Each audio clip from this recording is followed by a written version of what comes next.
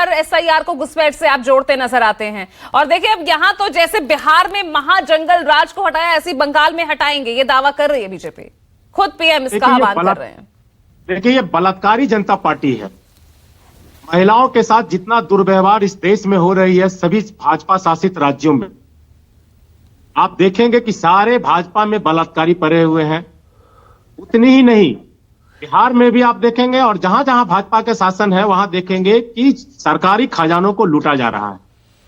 आप देखेंगे कि बिहार के भागलपुर के तिरपैती में 1 रुपए प्रति एकड़ जमीन अदानी को दे दिया गया बिजली बनाने के लिए, और जिस तरह से गोड्डा में बिजली ही उत्पादन करके, और ये घुसपैठिया कहते जरूर है लेकिन बिजली बेचने के लिए इनके मित्र को बांग्लादेश ही मिलता है। यानी कि भारत के शर्त पर, भारत के राजनीति के शर्त पर ही बांग्लादेश उजाला होता है। उसी तरह से बिहार में भी 1 रुपया प्रति एकड़ सरकारी जमीनों को लुटा दिया गया, अडानी के झोली में डाल दिया गया, और ये देश को घुसपैठिया और बांग्लादेश में उलझाएंगे। अंतरराष्ट्रीय स्तर पे भारत का कभी भी इतना बेइज्जती नहीं होगी जितना अभी हुई है, और यह देश के लोगों को बेइज्जत करने का ठिका लेके रखे हैं।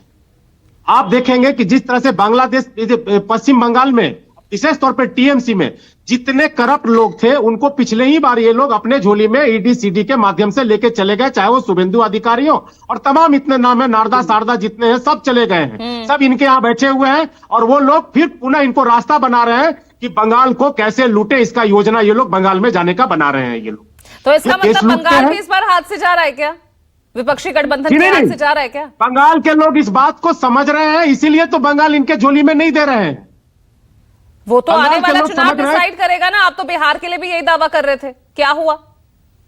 जी जी, बिहार में भी ऐसा ही हुआ है। बिहार में नीतीश कुमार जी को उसी तरह से ईडी सीडी के माध्यम से कभी इधर कभी उधर करते रहे हैं। और देखिए अब मैं क्या कह रहा हूं आपको, बिहार के तिरपैती में 1 रुपया प्रति एकड़, सैकड़ों एकड़ जमीन दिया गया या नहीं दिया गया? ये देश के खजाने का लूट है, ये राज्य की जमीनों की लूट है। आप देखेंगे कि किस तरह से आसमान लुटा दिया गया, रेल बेच दिया गया, जहाज बेच दिया गया, पानी के बंदरगाह बेच दी गई, पूरे खादान बेच दिए गए, पूरे देश अपने मित्रों के हवाले कर दिया। यह नया तरह का उपनिवेश, इनके पूर्वज, खास करके राजनीतिक पूर्वज जो है वो आप देखेंगे पाएंगे कि ब्रितानी सरकार के ये क्या होते थे, चमचे हुआ करते थे, उनके पैरविकार करते थे। और फिर तो ये भारत को उपनिवेश बनाना चाहते हैं। जनता अपना भरोसा दिखा रही है सरकार में, फिर से भारत को ये उपनिवेश काल में ले जाना चाहते हैं। ये भारत को अडानी अंबानी के उपनिवेश बनाना चाहते हैं, और इस दिशा में ये सैकड़ों कदम आगे बढ़ चुके हैं। इसका प्रमाण है। और अंतरराष्ट्रीय बात करते हैं, घुसपैठिया पे अंतरराष्ट्रीय मामले पे इनकी दोहरी नीति है। जब यहाँ बिहार में इनकी सरकार है, यानी कि डबल इंजन की सरकार है, तब ये विपक्ष पे आरोप लगाते हैं। अभी जाकर टीएमसी पे आरोप लगा रहे हैं।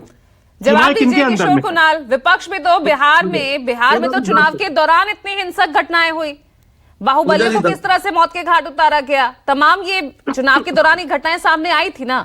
विपक्ष में तो महाजंगल राज ही कह रहा था। जी नमस्कार। देखिए इस पे मैं आऊंगा। सबसे पहले मैं उत्पल वल्लभ साहब को स्पष्ट कर दूं, इनका होमवर्क बेहद कमजोर है। 1 रुपए प्रति एकड़ की बात ये लगातार कर रहे हैं, लेकिन इन्हें जानकारी नहीं है कि 1 रुपया प्रति एकड़ की दर पे इनकी सरकार, जब इनकी सरकार हुआ करती थी, कई संस्थानों को दिया गया, जिसमें डीएवी है, जिसको बिजली बोर्ड ने अलग अलग जगह दिया, बाल्मीकि में बिजली बोर्ड ने दिया, इस तरह के कई समूह को जमीन दी गई। और वही उत्पल वल्लभ आपने अपनी बात कह दी। नहीं, आप ऐसे इंटरवीन मत कीजिए, एक बार में एक ही प्रवक्ता बोले प्लीज। उत्पल जी सुनिए, देखिए जो 1 रुपया प्रति एकड़ की बात है, ये नीति का हिस्सा रहा है, और ये जमीन लीज पे दिया गया है। पहले मेदांता को दिया गया, जिस वक्त शायद आपके तेज प्रताप जी या तेजस्वी जी बिहार के हेल्थ मिनिस्टर रहे होंगे, उस वक्त भी मेदांता को बिहार में जयप्रभा मेदांता के लिए तकरीबन 13 एकड़ जमीन उसी 1 रुपया प्रति एकड़ की दर से दिया गया है। और सरकार रोजगार को बढ़ाने के लिए इस प्रकार का निर्णय लेती रही है। और अब तो हमने करीब 13,000 एकड़ जमीन को एक्वायर किया है पूरे बिहार में सेज के लिए, इंडस्ट्रियल एरिया। चलिए ठीक है, महाजंगल राज पे आइए। बिल्कुल स्पष्ट है किशोर कुमार, महाजंगल राज पर आइए। विपक्ष तो कहता रह गया महाजंगल राज। देखिए महाजंगल राज न था न है, बिहार में सुशासन की राज है। और आपने देखा होगा, अपराधी चाहे किसी कास्ट कम्युनिटी का क्यों ना हो, अगर किसी ने अपराध करने का जुर्रत किया है, हिम्मत किया है, तो सरकार उन्हें सलाखों के पीछे भेजने में तनिक भी देर नहीं किया है। चाहे वो किसी दल से जुड़ा हुआ व्यक्ति हो, चाहे गण्यमान्य व्यक्ति हो या आम कार्यकर्ता हो। तो अपराध तो सरकार हुए हैं या ना, अपराध तो हुए हैं ना, अपराध देखिए, तो हो रहा है। अपराध- बदमाश खुलेआम किस तरह से गोलियों से कैसे छलनी कर रहे हैं कारोबारियों को, खुद पुलिसकर्मी वो वहां पर सेफ नजर नहीं आते, उन्हीं के साथ पूजा कितने जी- क्राइम केसेस हो गए। पूजा जी, अपराध एक मानवीय प्रवृत्ति है, इसे सुन नहीं किया सकता है, लेकिन यह भी स्पष्ट करना बेहद अच्छा, वो तो जरूरी है किसानों की कि वजह से क्या हो रहे थे ना, सरकार- यही क्या आपके सरकार- यही नेताओं के बयान आ रहे थे ना। क्या सरकार ने कभी किसी अपराधी के साथ पक्षपातीपूर्ण तरीके से उनका ट्रीटमेंट किया है, उनके साथ बचाव किया है, या किसी गैर अपराधी को, किसी सामान्य व्यक्ति को अपराधी घोषित किया है? अगर इस तरह का कोई आंकड़ा आपके पास हो बिहार के संदर्भ में, तो आप उस पर बेशक हमारे साथ डिबेट कर सकती है, मैं उसका जवाब दूंगा।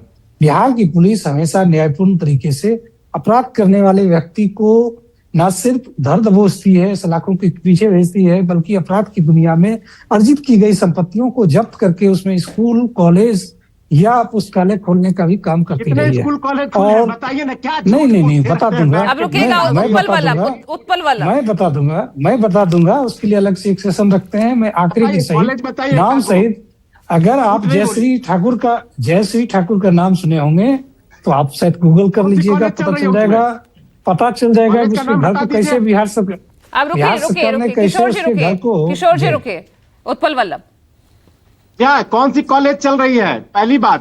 दूसरी बात कि मैं तो कह रहा हूं कि आप देख लीजिए, पूरे देश में बिहार सहित पूरे देश में जितने बलात्कारी हैं, सबका संरक्षक भाजपा, भारतीय जनता पार्टी बनी हुई। आप देखेंगे कि जितना भ्रष्टाचारी है, सारे डीडीसीडी के माध्यम से अपने यहां ये लोग लेके चले गए हैं। और सरकारी जमीनें बोल रहे, 1 रुपया प्रति एकड़ 25 साल के लिए लीज दिया गया, यानी कि 1 एकड़ जमीन 25 साल में 25 रुपए में दिया गया। किसको? अदानी को। और अदानी उस पर बिजली उत्पादन करेगी, और बिजली किसको दिया जाएगा? बांग्लादेश को। और वो बांग्लादेश घुसपैठिए की बात करते हैं। ये इस देश को बेवकूफ बना रहे हैं लगातार पिछले 14 साल से, ये डबल इंजन की सरकार। और बहुत दूर जाने की बात नहीं है, अपराध की बात कर रहे हैं। पटना में नीट छात्रा का शंभू हॉस्टल कांड, क्या हुआ था? क्या आपके पुलिस क्या मामला बता रहे थे पोस्टमार्टम, और जब रिपोर्ट रिपोर्ट हॉस्पिटल की आती है तो क्या निकला ये मामला? किशोर कुणाल, नहीं, शंभू हॉस्टल कांड भी महिलाओं के बलात्कार से जुड़ा हुआ है, और बलात्कारी को ये लोग जेल से छुड़ाने के बाद माला पहनाने वाले लोग हैं। ये क्या बोलेंगे इस पे? देखिए, जवाब तो लेना पड़ेगा ना। देखिए, बहुत स्पष्ट है। जी, बहुत स्पष्ट है। अरे रुकिए वल्लभ जी, हाँ, प्राइमा फेसी पुलिस अधीक्षक ने जो बयान दिया वो भी पब्लिक डोमेन में। उन्होंने कहा कि अब तक प्राप्त जानकारी के अनुसार से इस प्रकार का मामला नहीं है। हम लोग पोस्टमार्टम रिपोर्ट का इंतजार कर रहे हैं, और आपने देखा होगा कि जैसे ही पोस्टमार्टम रिपोर्ट आया, बिहार की सरकार ने, बिहार की पुलिस ने, डीजीपी ने तुरंत ही एसआईटी का गठन किया, और लापरवाही का आरोप प्रशासन पर लग गया। कई लोगों को इसी को लेकर सियासत हो रही ना, विपक्ष आप पर खूब हमलावर है। किशोर कुणाल, देखिए यही अपराध, यही सुशासन है ना आपका।